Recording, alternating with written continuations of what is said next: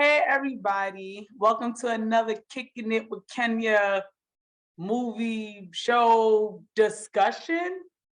Because Lewis don't like the word review. Lewis, can you explain why you don't like the word review?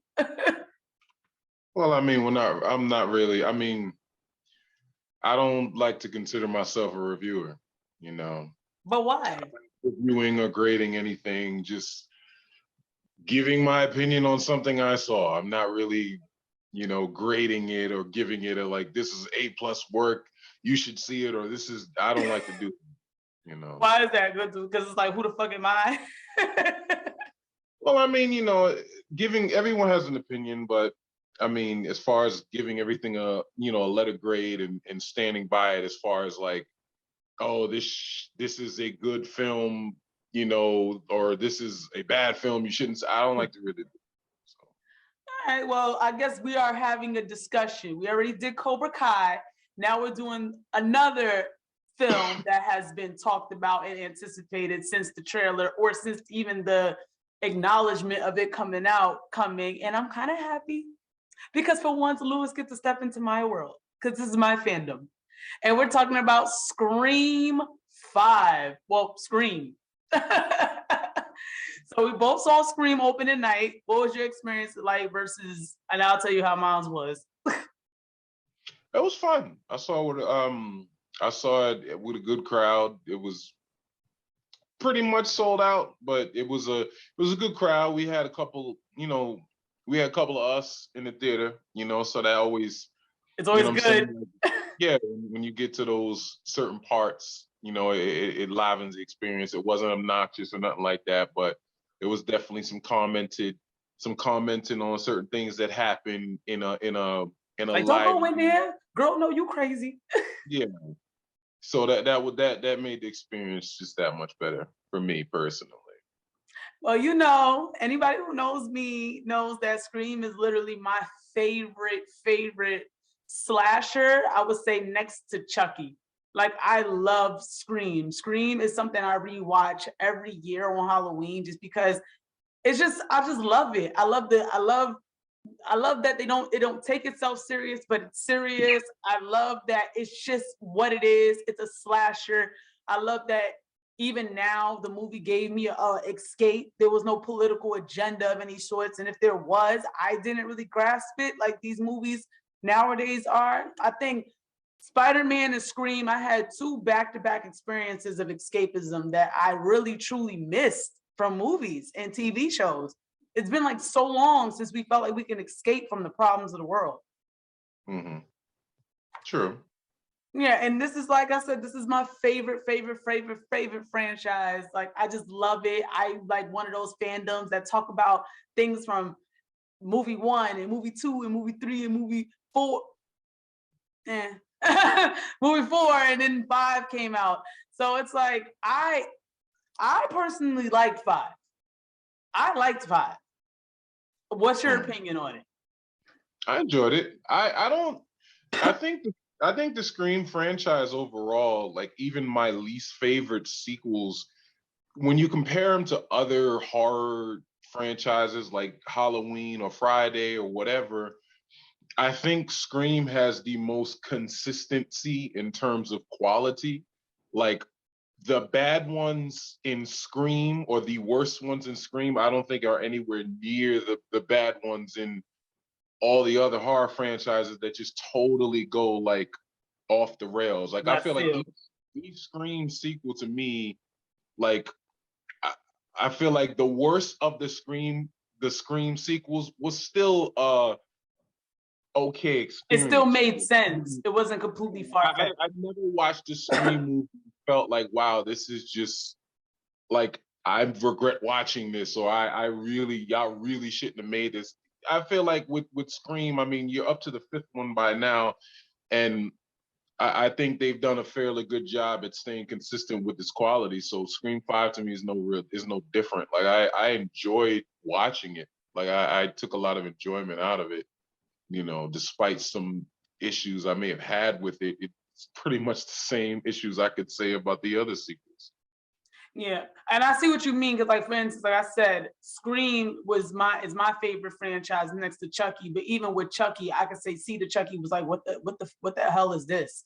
Like, it was decent, but it's like, what is this? I mean, Bride of Chucky. I know a lot of people said that was even pushing it, but I like Bride of Chucky. I like Jennifer Tilly, but I see what you mean. In other franchises, there's at least that one movie that's like, what the fuck? But it's like with Scream, I never had that what the F moment. And if anything, I think what I loved about five is that what I love about all the screens. I feel like, yes, they seem dated, but I love that they kind of know exactly where they are, where horror is right now, if that makes sense. So, like, the first screen was all about the rules of survival, the typical slasher, them kind of like talking about movies and using movie rules to help them survive, even before movies was the stab movies were created. And then two was kind of like branching off of that. Once again, knowing where they are with horrors. And what I love about what they did with five is they kind of made fun of those horrors. Like, I know you really want me to watch Midsomner, and I have watched other horrors like Candyman, the new Candyman, and I like that they kind of made fun of those, like those that want you to like, oh, it's a higher level thinking of scary movie. But sometimes some of this stuff is just boring. Like, I love that they brought back real slasher. I just love that they brought back just simplicity, but entertainment. And also not dumbed down. Why do they think Scream is a dumbed down franchise? I don't know. There's nothing dumb about it. It's high level thinking and it's entertaining. Mm-hmm.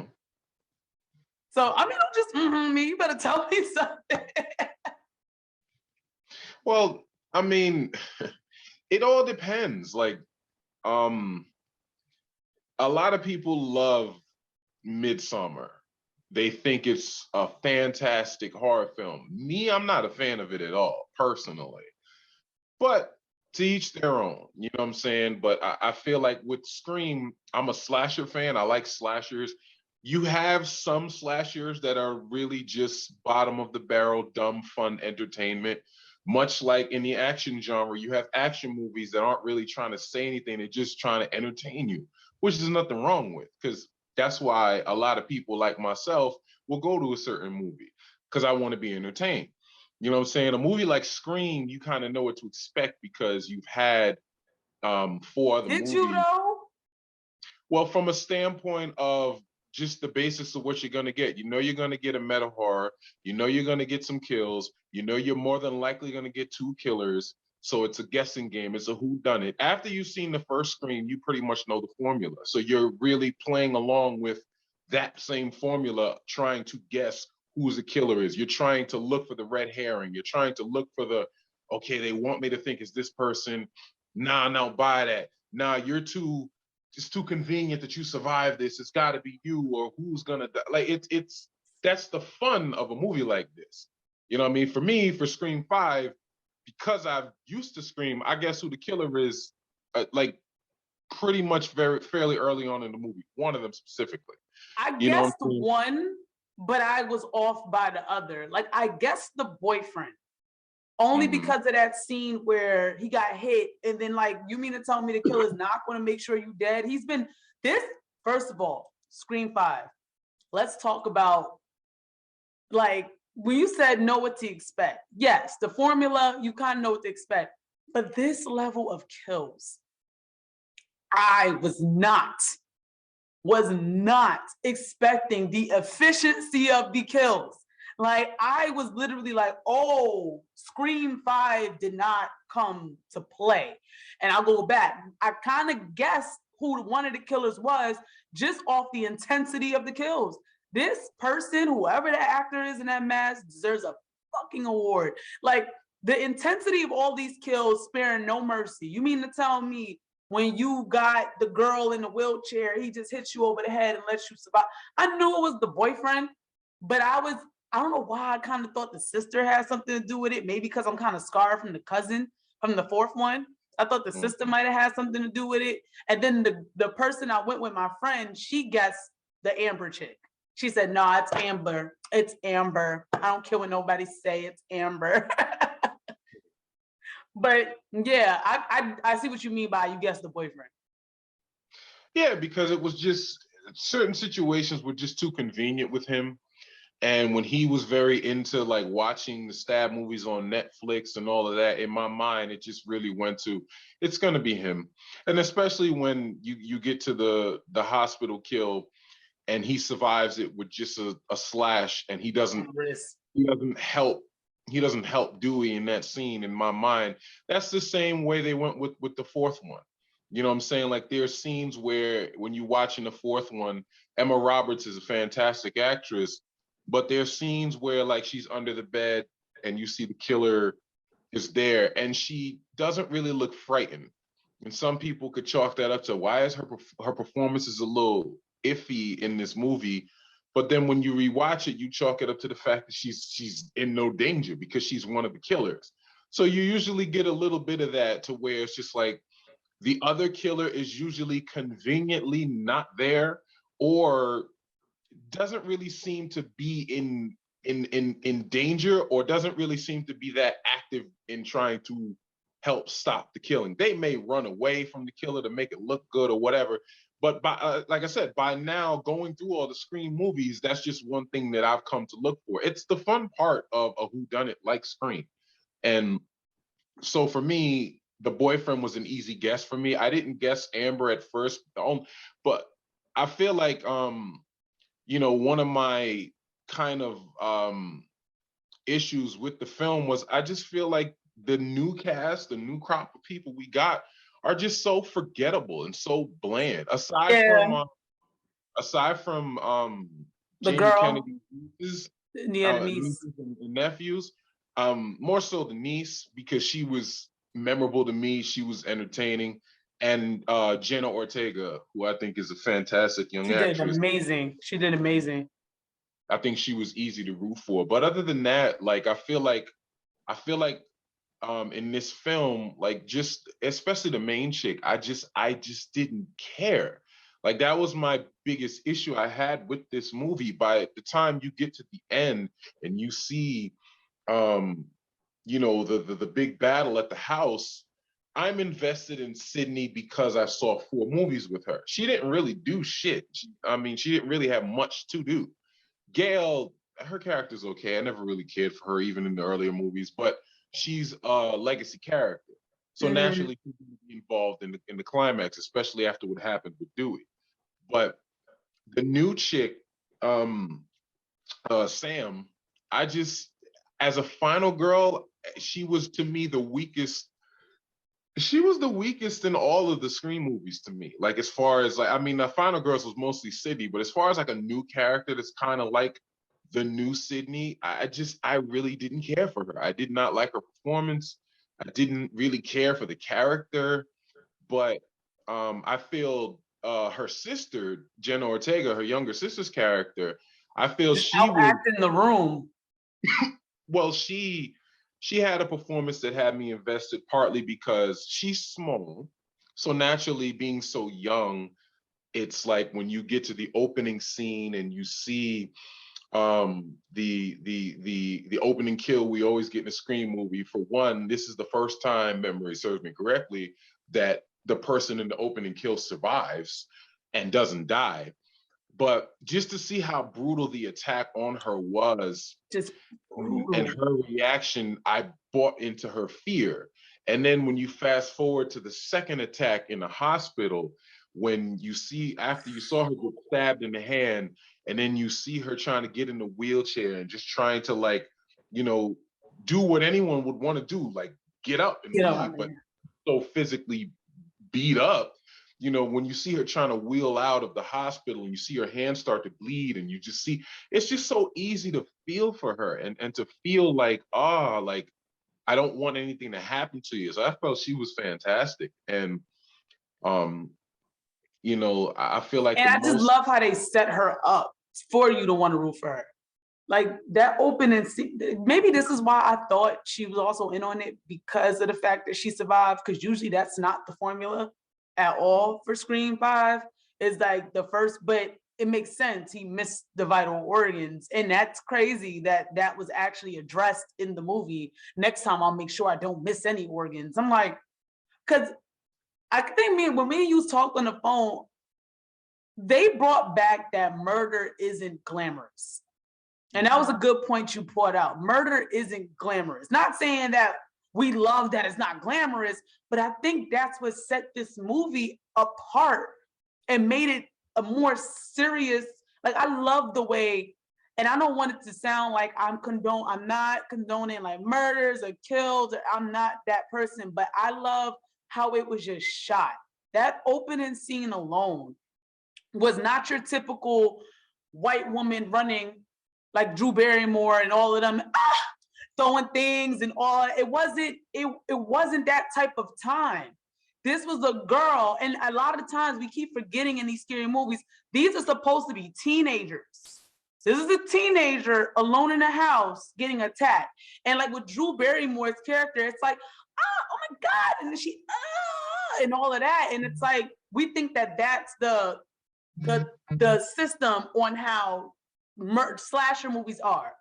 But with Scream 5, it's like we get a girl alone in a house and it's like, oh shit, she's really getting attacked. Like, it's no, oh my God. It's like, no, she's getting attacked. She's scared as hell.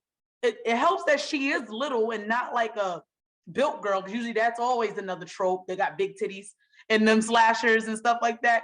She's a little girl. She's scared. She's getting attacked.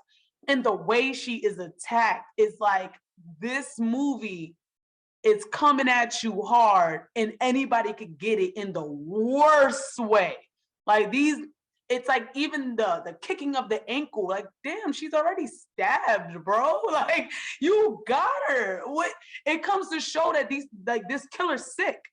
It's sick. It's a sick killer on the loose, killing people. And I kind of found myself watching it in like a true crime way versus how I did in the other Screams. Well, see, I feel like that's why it's important to not necessarily that you glamorize killing, but it's important to put the focus on the brutality of murder and setting up the kill in a way that builds the tension before you actually get there. And Scream has always done a good job with that, but I feel like the thing about with Scream is you're mixing the element of comedy with horror.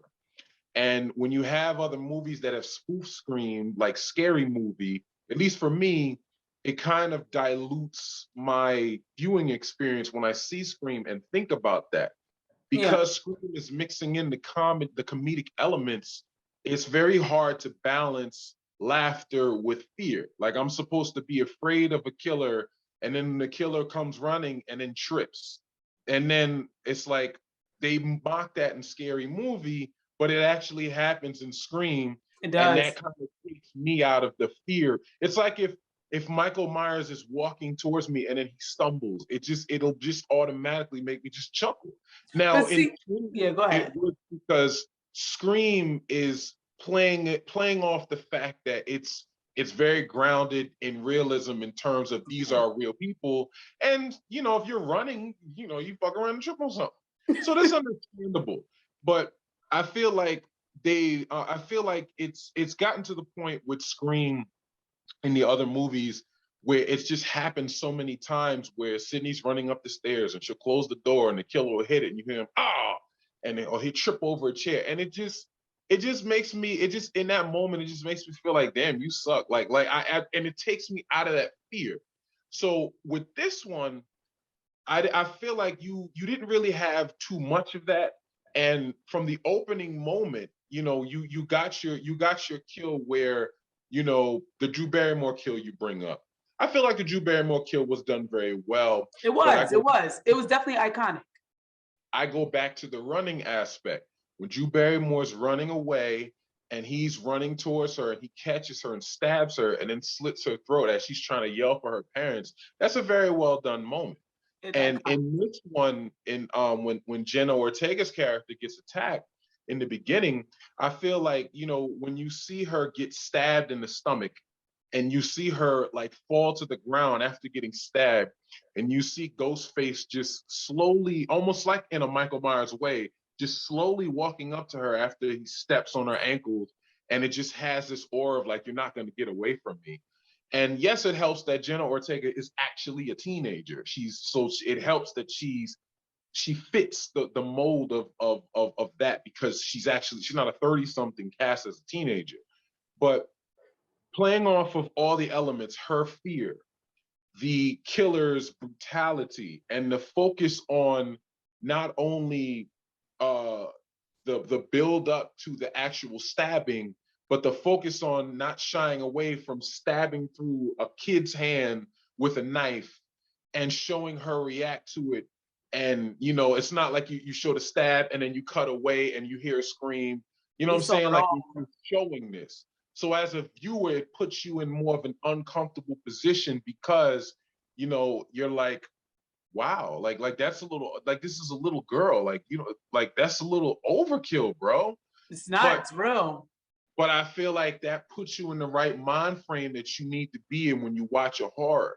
And skipping a little bit to the middle, for me, the best kill of the movie, or the best moment, Don't the take most my kill. Don't take my impactful kill.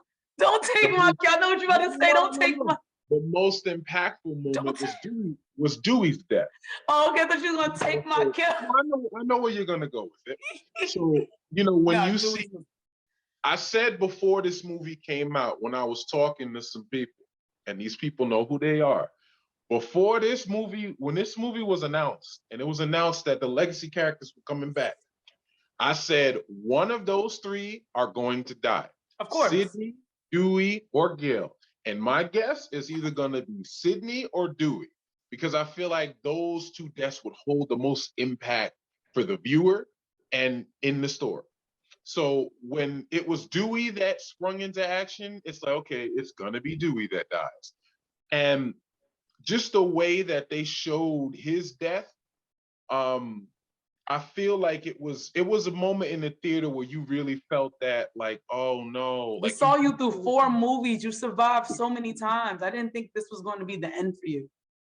but you see, they built it up in a way where they grounded Dewey in a way that he's never really been in the other movies. Because in the other movies, he was just kind of doofy, and just kind of like a caricature of a character. Whereas in this one, he was grizzled, he was beaten up, he didn't want to come back, but he did anyway.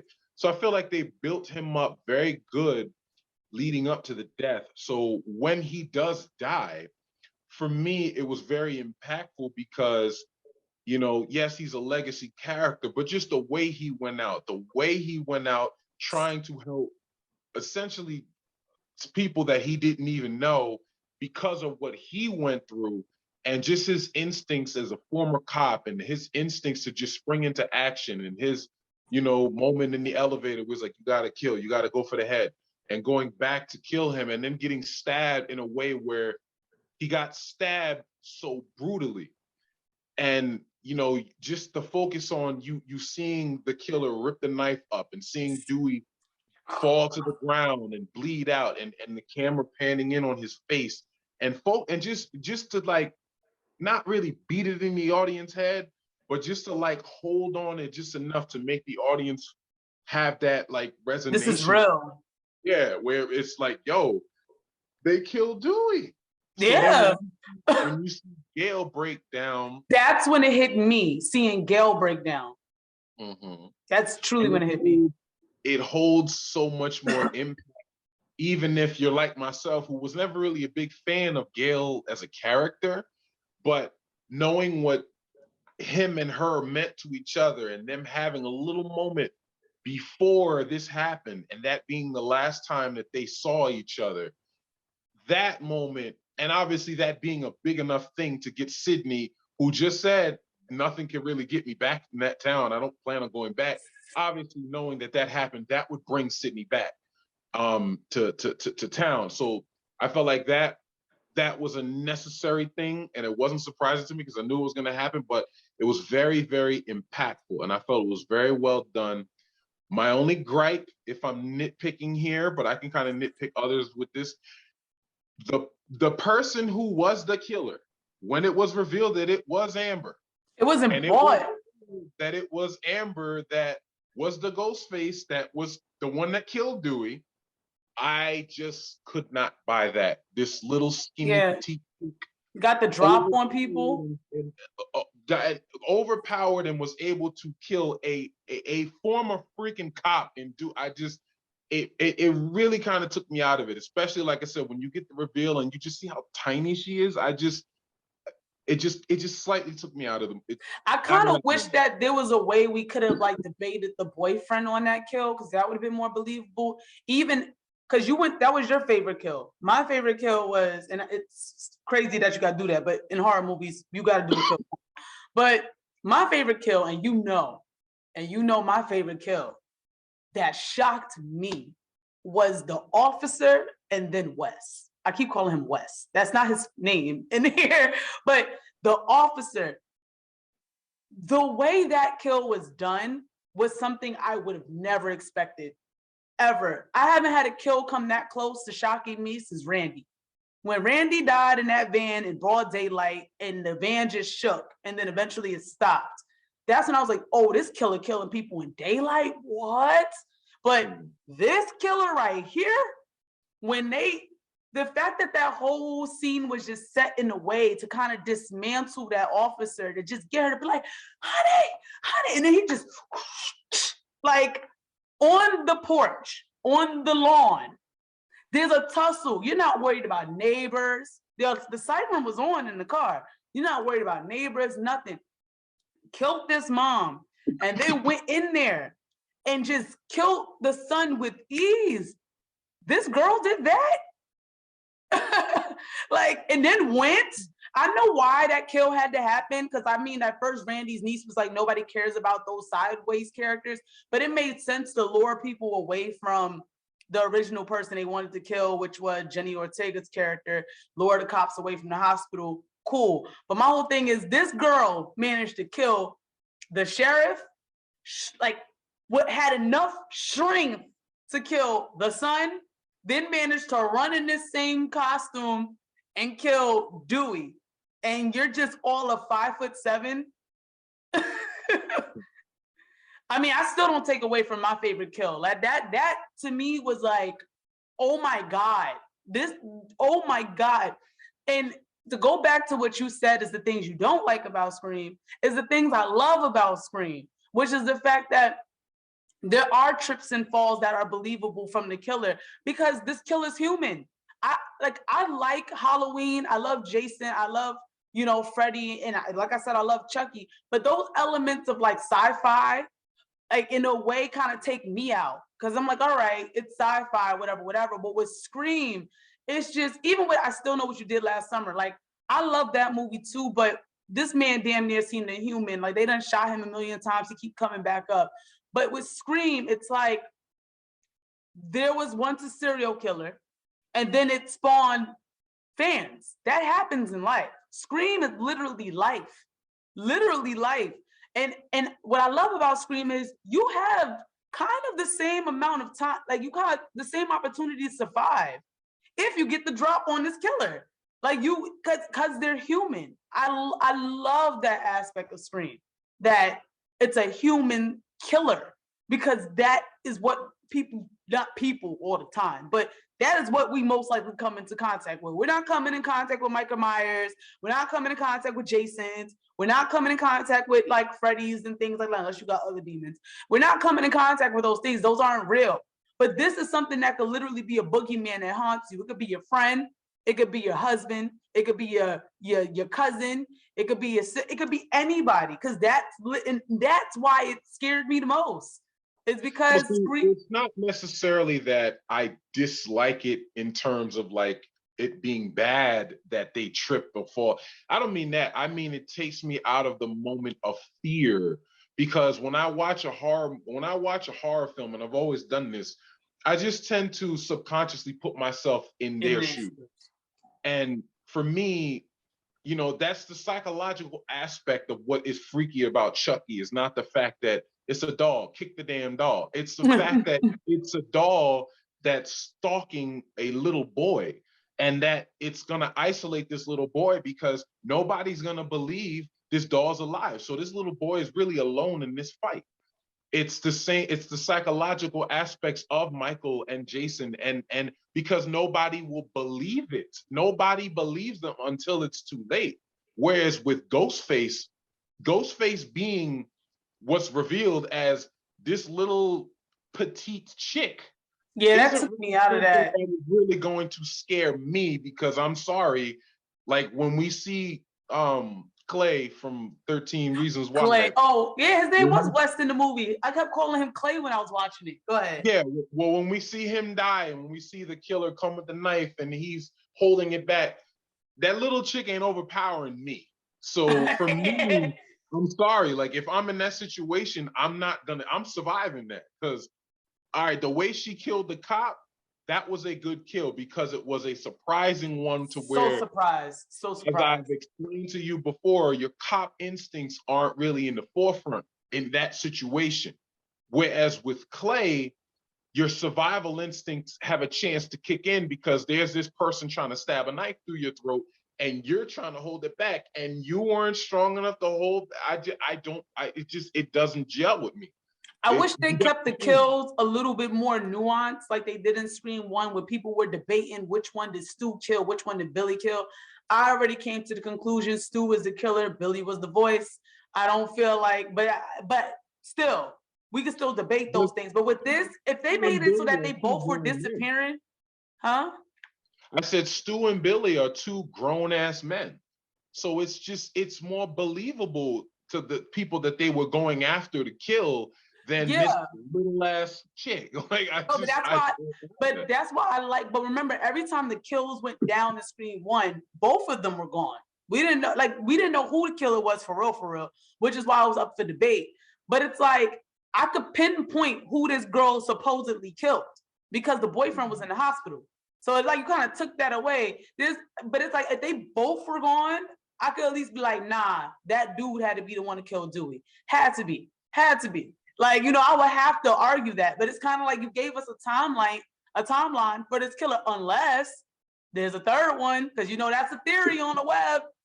There's a third one. That is a theory. Do you believe there's a third one? I mean, they could always make it whatever they want to make it and keep continuing to do this cycle of films like that. For this particular standalone, no, I believe it was the two of them. I I believe, like I said, if they choose to continue this on, they can go that route. I don't think I don't really think it needs to be. I think it being contained the way it was fine. But going back to the original point is, regardless of who the killer is, I feel like the importance of any horror movie is how you set up the kill and then how you execute the kill. So if you're going to kill somebody that can overpower you or can overpower said killer, I feel like if it's set up in a way as to where you neutralize their strength, it doesn't matter because you catch them off balance. You know what I'm saying? That's why I feel like the cop kill had the most impact for you because, again, as I said to you before, if you change the circumstances of that kill, they and made me care about her, and I didn't even care about her in 4 because we didn't really know much about her. She was just this annoying cookie baker. Yeah, like she just was there. I mean, I liked her in 4 because of the end where she survives and she does a little wear the best, save your chest. Like she was just bubbly. So it's like, okay, she's cool. I didn't really care that much about her, but I feel like seeing her in this one with her son, again, you take away you add a very, very good element when you mix in the fact that this is not a cop investigating a crime scene and then the killer attacks them. This, at this moment, was a mother that was in fear for the life of her son. This was a mother who happened to be a cop, flipping on the cop lights, begging the killer, please do not kill my son. So those cop instincts aren't at the forefront there. The mother instincts are. So Mm-hmm. she's running in not like a cop. She's running in like a scared mother. Therefore, the killer getting the drop on said cop that way is very believable because you're taking away her element of strength. And that was very well done. And I feel like very Very impactful well done.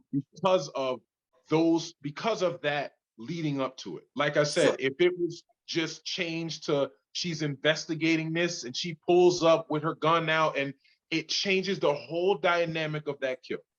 So I feel how like do it was you very feel? well done. How do you feel about the Billy Loomis popping up? I felt like the first one was good, but after that, I'm like, all right, you're kind of dragging. Well, I feel like again, you suspend your disbelief when it comes to certain things. So Billy It's not Loomis like it's the having first time they ever had flashbacks. I mean, Sydney had them in 3, but still. well, I didn't really like that either, to be honest. 3 is my least favorite one of them. I didn't really like the flashback because I feel like the flashbacks in 3 where she sees like the mom with a sack over her, I feel like, and she sees like a ghost version of her mom. I feel like they kind of did that to add like kind of like a paranormal element to the feel of the movie, and I didn't like that. I didn't Do you feel it think it was really fit. paranormal or was it trauma? Because I thought it was trauma. Well, I mean, that's what it was in terms of the explanation within the film, but I feel like for the viewing experience, the way it's shot, it comes off like a ghost. Like it, ooh, like spooky. And Ooh, yeah, spooky. I didn't really care for that element there. The Billy Loomis in this movie, I didn't like it all. I thought the CGI looked terrible. I thought that I, I feel like it just confused me as far as to like, again, going back to the main character, Sam Carpenter. Am I supposed to care? Like, you get the moment where Billy is basically showing her at the end, like looking like, yo, there's a knife under That the was so thing. odd. I'm like, come And then on. she grabs the knife, and then she never messed with the daughter of Serial a killer. Are we supposed to be proud that he was? It's like, is this supposed to be a like, yeah, moment? Because it wasn't for me. Yeah, get Billy's daughter. Like we're like, I'm confused. And that was my biggest issue with the movie as a whole, because the movie still revolves around those 2 sisters. I did not give a shit about the older sister. So when you get to the end and you're going through this moment with her and her boyfriend fighting, I'm watching this like I don't care about this chick. I just don't. And the only reason I care about Sydney and Gail is because they're in other movies. They didn't do shit in this movie either. I don't know how many times you're gonna get Sydney stabbed, Gail done got shot, and it feels like both of them forgot they had wounds by the end of the movie because they wasn't rushing for no medical. Gail got Yeah, fucking shot. Like she got shot in the in the stomach. crowds. And that whole time Shorty's leaking, and she got shot in the stomach. And then at the end, it's like I said, like it just They're I just just sitting up with a blanket and some hot cocoa, like nothing went down. But you know what? That go once again, I don't mind that because that goes to show this is not their first fucking rodeo. I think at this point they know this is not fatal. I don't know. For some reason, I just feel like adrenaline either kicks in, or because you gotta take it from Sydney Scream 1, she would feel her pain. Sydney Scream 2, Gail Scream 2, Dewey Scream 2. They would feel their pain, but it's kind of like with the movie, they kind of was on some like. What about Sydney Scream 4 when she got stabbed in the stomach twice, had to get stitches, and she's in the hospital getting punched in the stitches? She felt that. I don't care how Yeah, long but you've been still, through this. you got You up got after shot. getting You're sick. still human. You got shot. Of You're course, still she's still human. human, but for some reason, I just be feeling like at this point, these are some worn-in women now, and it's like Dewey. Even Dewey sat there and said, "I got stabbed 9 times." It's like they kind of just was on some like whatever. What happened when he got stabbed this time? What Yeah, happened when he he got died. stabbed? Obviously, he He got died. stabbed in the front and He back. died. He died. That's This what is also happened. the same man that got stabbed in the back, spewed out blood, and then managed to survive in what, 2? Okay. Samantha Whatever. Carpenter. Samantha Carpenter. Maybe we're forgetting this. She got stabbed She too. She did. got stabbed in the stomach. The knife got She twisted, did. and at the end of And the got movie, twisted through the it's like side. she forgot she got stabbed too. Oh, I'm gonna go with my sister. Yeah, I'm never gonna leave you. But what happened to your wound, shorty? Y'all all got stabbed in the stomach. Y'all not gonna sit here and act like that. Like that. Shorty. Yeah. Like, come on, like you want me to buy into the believability aspect? You got to give me something here. You got stabbed. Act like it. This is true. I'll give you that. I'll give you that one. All right, so wait, I got some questions for you, Louis. But do you have any final thoughts about Scream before I jump into the questions? Because I'm gonna answer them too. It was a fantastic, enjoyable theater experience for me. Like I said, any of the nitpicks that I can point out about Scream, I could kind of point out about any of them. So I just take it for what it is, but I enjoyed it. So overall, I think it was a very good successor from 4.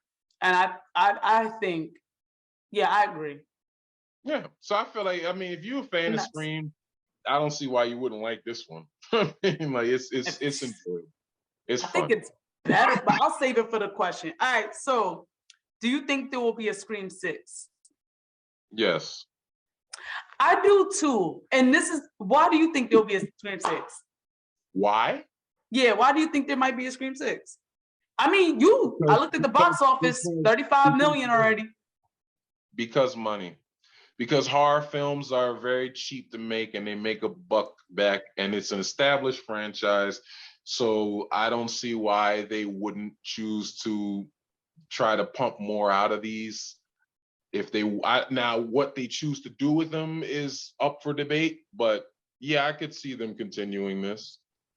The only reason why my issue is this, they did references to everybody from the original, even had Tatum's ashes on the shelf of Dewey's house. You had references for everybody. How the hell do you go make this movie and not reference Cotton Leary?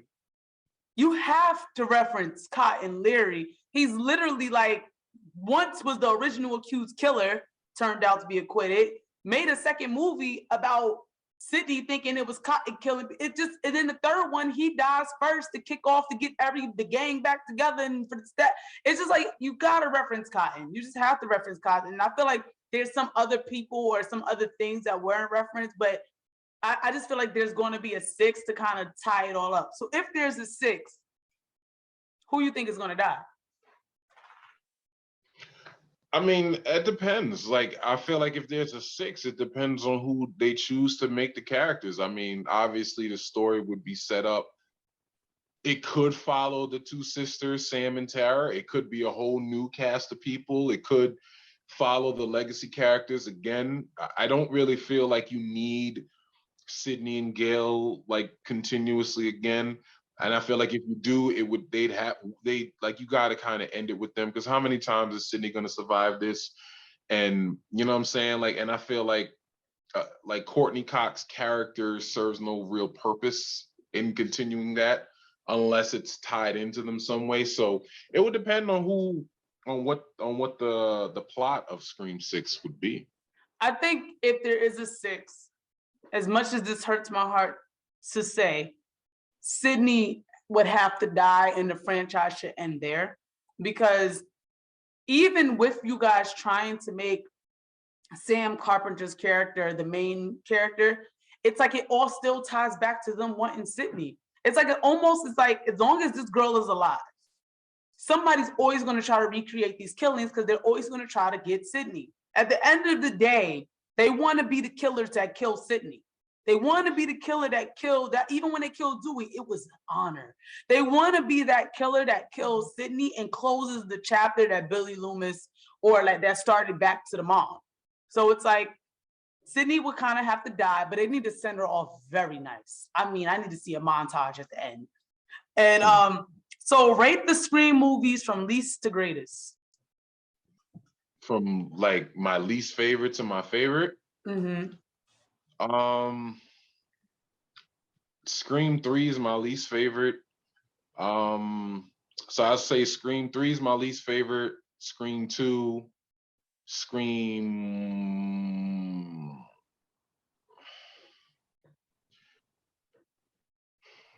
I like 4 and I like 5. I'm gonna say Scream 3, Scream 2, Scream 4, Scream 5, Scream 1. I will say, so for my least, Scream 2, only because I don't know what that whole singing scene was about. I'm good on that one. But Scream 2, but it does have one of my favorite kills of all time, which we'll get into that. So Scream 2, Scream, what I say, Scream 4, Scream 2, Scream 4, Scream 3, and then, dang, it's like a toss-up between I would say Scream 5 and Scream 1, only because I feel like the original that started it all deserves to be the greatest. But Scream 5, it's just the way it was shot was just dun dun dun. It was just beautiful. I think it was just beautiful. Debate me in the comments. In the Scream universe, who are your favorite characters without naming Sydney, Dewey, or Gail? So one of my favorite side characters. Yes. Randy would definitely be to me the best side character. And I think Kirby from Scream 4 is my other favorite side character. And then I'll say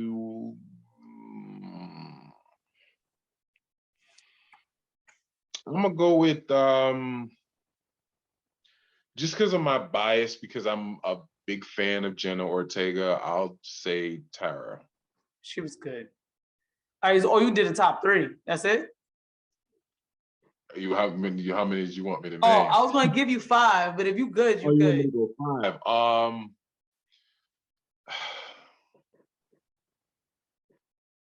Okay, then I'm gonna go, even though they were the killers, Stu is definitely up there because he's super entertaining. See, I'm trying to go without going into killers, but I would definitely say Stu. I think Stu and Billy were the most charismatic killers. So I would most believable. I would definitely have to put them up there. And I'll give an honorable mention to Emma Roberts' character in part 4 in Jill, only because I feel like she came the closest to achieving what she set out to do. I mean, technically she did, because she became famous, she just died. But she came the closest to like, oh shit, are they really gonna kill Sydney off in this one? Like and then the way she set it up to make it look like she was the victim, and her plan came the closest to coming true for me. Right. So I'll say that. So I went with Randy. I mean, come on, you have to go with Randy. Then I also said Stu and Billy because they're like a package deal. And I guess this is why I also said number 1 is my favorite of all, because at least they're the one movie where I think the killer and the character kind of seem to mesh the most. To me, it just seemed believable that they would really kill these people. They really acted like deranged people I would see on an American Crime. And I also said the twin, the Randy. So actually no, I could cross her off because I'll give Jenny Ortega. So Randy, Stu Billy, the sister, Jenna Ortega, and then I put Elise Neal because I just love her. For her one line when she said, smart people run, like she said, stupid people go back, smart people run. And then unfortunately my girl died. And then I like the brother that was the killer in the 3rd one. I liked him. I liked him a lot because I loved his story that he brought to 3. To me, that's what made 3 a close, it was good for me. All right, so the next one, top 5 kills in the Scream universe. Top 5 kills. Obviously, this is all off the top of my head, and trust me, literally, I'm thinking as you're answering. Well, in no specific real order. No real order. I would say the Dewey kill is top 5. Mostly not necessarily because of the way it was done. Again, like I'm judging it based upon circumstances as well. But and shock value, I would say the Dewey kill. I would say the Drew Barrymore kill. At the time, going down, it was marketed that Drew Barrymore was the star of this, so that was a very iconic, shocking move. to kill off a big name like that. Um, I would say the not necessarily that it was a great kill, but it was a shocking moment. The Randy kill in Scream 3, Scream 2.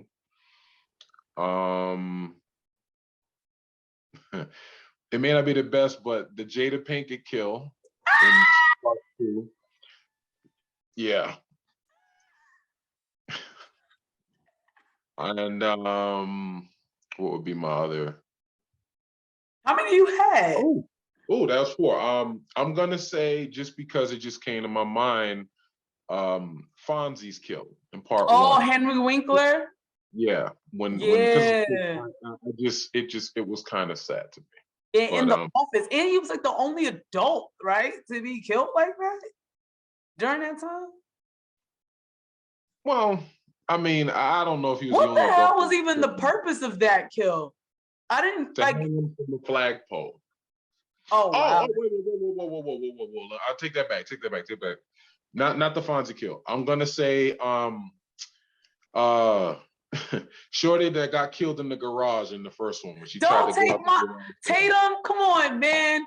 All right, so my top kills, obviously Drew Barrymore, iconic. It started it all. It's the most parodied kill. Drew Barrymore's kill. I put the sheriff in the sun because I'm sorry, you can't take away from that daylight. That was just it for me. Like that's the one that out of all Screams, that one shocked me. Like I wasn't expecting that. Tatum, only because it's one of the few kills he don't use his knife. And it just was graphic as fuck. Like here's this girl trying to get out the door and you just put the garage. And then I know that was Stu, because Stu just jokingly walked back in the goddamn room like ain't shit happened. And then I put, I'm gonna do Randy, obviously. Randy is the first to me that was like, I was not expecting. It shocked me. He on the phone yelling with the killer. Killer said whoosh. And then it just sucked that the boombox music came as he was dying, so nobody could hear his screams. And then Dewey. Honorable mention Jada Pinkett's kill and Mekhi Phifer. Damn, the first 5 minutes we kill off 2 Black people. Omar Epps. Omar Epps. Sorry, Omar Epps. First 2 Black people get killed off in the first 5 minutes. But yeah, honorable mention Jada Pinkett. But yeah, that is the Scream 5 wrap up conversation. Please let us know how you feel about what we talked about. You can leave your comments and sound off down below. Also, don't forget to subscribe, like, follow, share, and let us know what movies you want us to watch. It don't have to be new releases. Me and Lewis could do some bad films, don't you think? Well, film is subjective. You know, what's bad for some is not bad for everyone else. Okay, but me and Lewis could do some dated films. We could do some new ones. We could do some indie. So let us know in the comments what you want us to do. And until next time, peace. Bye.